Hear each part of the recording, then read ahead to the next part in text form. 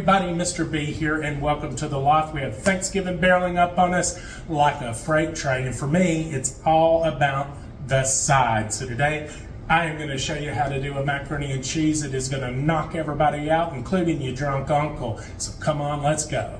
You can't do macaroni and cheese without talking cheese, so I'm going to be using 4 with a splash of little parmesan up in it probably. So let's knock this out as to why we're using what we're using today.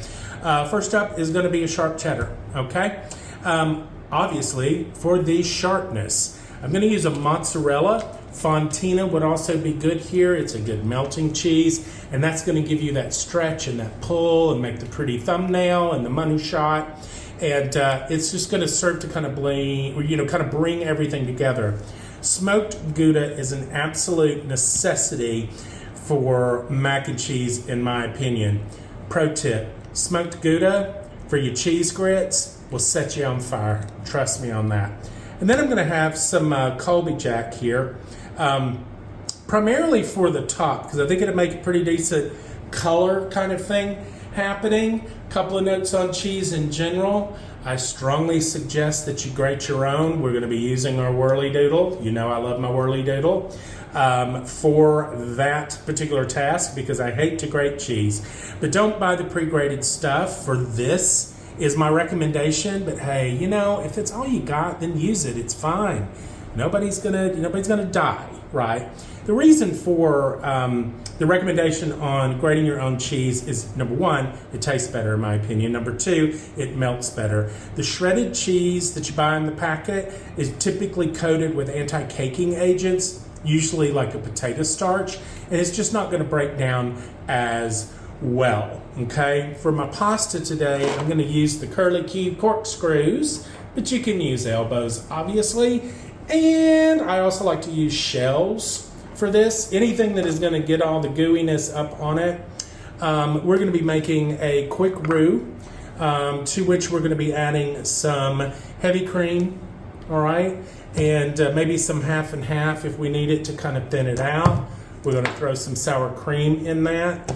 I'm going to do a dollop of some Dijon mustard, salt, pepper, onion powder, garlic powder, maybe a shake or 2 of some Cajun seasoning.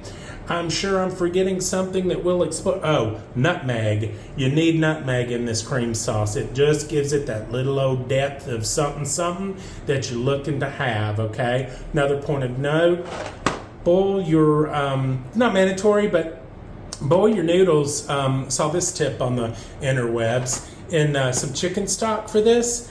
It will really help kind of just sort of bring that depth on flavor on down there. Okay, time to grate some cheese. So let's go over to the whirly doodle station. We are going to start our cheese sauce by melting about a whole stick of butter, if I'm being honest with you, because you know, this ain't about your diet right now, okay? And to that, we're going to make what's called a blonde roux. So we're going to add a little bit of flour up in here. We're going to work this, get the lumps out of it real good. Careful not to burn. I'm working on about a low heat. We're going to add this a little bit at a time, And we want to cook this about a minute or so, help get that rawness off of it. I think I've got my roux about where I want it to be. So I'm going to add about 4 cups or a quart of some heavy cream and incorporate that in. You heard me right, heavy cream, okay? I know some people use evaporated milk or just milk, and I'm sure that's fine, but this is special. Now, at no point, pro tip here, do you want this to like really come to a strong boil. And I will add a little bit of half and half in here as well. Maybe about a cup, 2 cups. I've got 2 pounds of pasta now in my pasta water. I've added some better than bouillon to that because I'm never going to not take an opportunity to use my better than bouillon. And we are going to cook this to package instructions, actually just under package instructions. So I'm going to set about a 9-minute timer here, because remember, this is going to have to bake. This is nice and warm. Again, you're not going to want to bring it to a bubble. And I'm going to add just about a tablespoon or so of some Dijon mustard. It just gives it a backdrop that no one's really going to be that upset about. I'm also going to add 8 ounces of some sour cream, because why the hell not? We'll get that going. Get it absolutely everywhere. I'm going to just start dropping some of the mozzarella down in it. We're just going to slowly add our cheese. Take the opportunity to do this, because why not? And while we are here, let's go ahead and add just a little bit of our nutmeg, a little bit of our onion powder. I'm embarrassed to say I'm out of garlic powder. I don't know how that happened. Throw a little Cajun in there, because why the hell not? And I'm going to add some black pepper. At this point, I'm going to watch my salt, because cheese is pretty salty. And we'll do a handful of the Gouda and the cheddar here. And maybe, just a pinch of this Munster.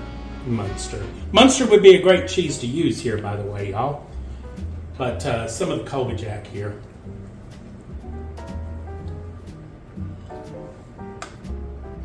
Doing a first test here for taste. And we are going to go, oh my God, that's good. We're going to go with a pinch of salt here. Maybe a little more Cajun. And maybe a little bit more onion powder.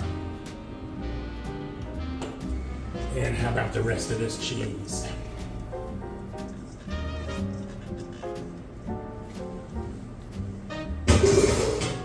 You just kind of work with it till you get a chewy, gooey, pulley kind of cheese sauce happening here.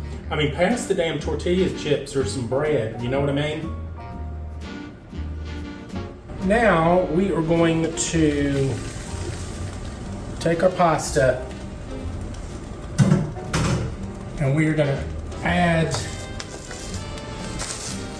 enough of the cheese goo till it is coated appropriately. It may take all of it, it may not. Just stir that in.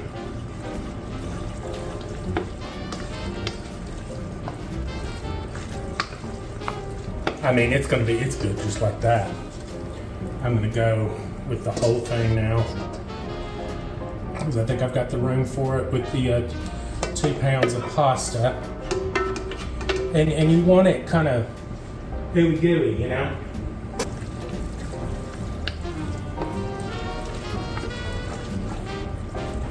So we're gonna get this poured up here. I have one of these roaster pans again, because I'm taking this to a work potluck tomorrow, and I need to be able to transport it. So the first thing we're going to do is get this on up in here.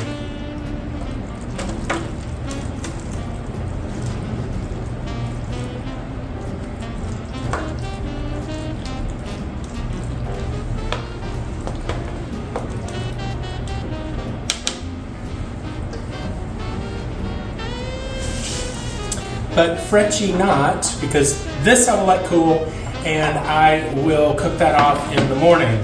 But again, I have enough for a sidecar here that we will use for quality control. Okay, that's just perfect for our purposes. We're going to take some of this this Colby Jack here, as if it ain't cheesy enough. we'll get for our sidecar. We're gonna take a little bit of breadcrumbs, and I'm gonna mix some Parmesan cheese up in that.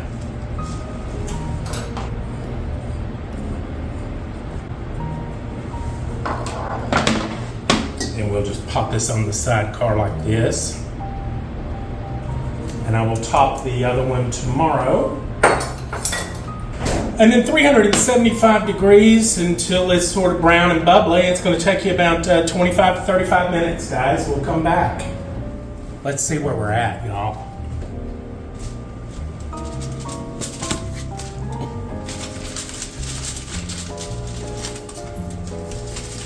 That's looking pretty good, pretty good.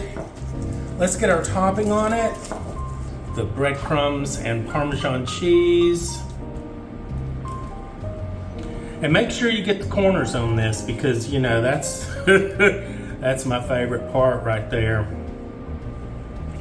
Back in, it's going to go uncovered, maybe another 10-15 minutes or so. At this point, just keep an eye on it. It'll let you know. Couple of tips about your side dishes on Thanksgiving. This is something that you can mix up a day in advance. Like I said, I'm taking it to a potluck tomorrow. But, you know, kind of, you know, pace yourself with this stuff. If you're expecting to get up on that Thursday and do it all, you are going to have a disaster on your hands. So you can mix this up a day before, 2 days before, hell, 3 days before. Put it in the refrigerator. But here's the key. On Thanksgiving Day, okay, all these pre-made casseroles that you've got down in the garage refrigerator, you know what I'm talking about? You need to pull them out. And I mean, you need to pull them out as you're having your morning coffee, okay? Because if you put them in the oven cold, they're gonna take frickin' forever. And oven space is a prime commodity on Thanksgiving. So bring them out. Look, don't come at me, food Nazis. They're going to be okay. Pull them out. Start letting them temper to the ambient temperature, okay? And then bake them off. They'll still be cool enough that you're not going to get any of the scaries with them, okay? But they're not going to come out at 47 damn degrees and put it into a 375 oven and expect that stuff to be bubbly in 30 minutes. It just won't happen for you, okay? So just remember, prep ahead, do ahead. But the day of, as you're having your coffee, leave yourself a note if you've got to. March down in your house coat to that garage refrigerator and start bringing that stuff up to the house as soon as possible. You'll thank me. Look at that, kiddos. So you're going to have some crispy bits that's going to contrast nicely with the ooey, gooey richness of the cheese, obviously. And I'm just going to hit this with a light sprinkle of some fresh parsley here, just for a kick of freshness and a little bit of color, so it's not just totally brown. This is totally optional. I know that there's often little ones that have an abhorrence to things green. There you have it, guys. Macaroni and cheese. Give this one a shot. If you liked this video, please subscribe to the channel. Click the like button. Come along for the ride, guys. We're going to continue to explore. Cheers. Okay, kids. Let's see. Oh, it looks so good, doesn't it? Doesn't it? And I'm not even going to put it in a bowl. There's no reason to do that. Look at that. Have you ever in your life, well, you bout to,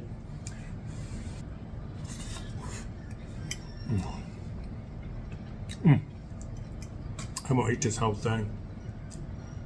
And I'm not going to be mad about it either. Look, bump it up just a little bit on your mac and cheese. Now, you know, if all you're going to use is cheddar and that block of cheese product stuff that, you know what I'm talking about, that's shelf stable at room temperature, and listen, you know, I've done it. It has its place. But this is far better.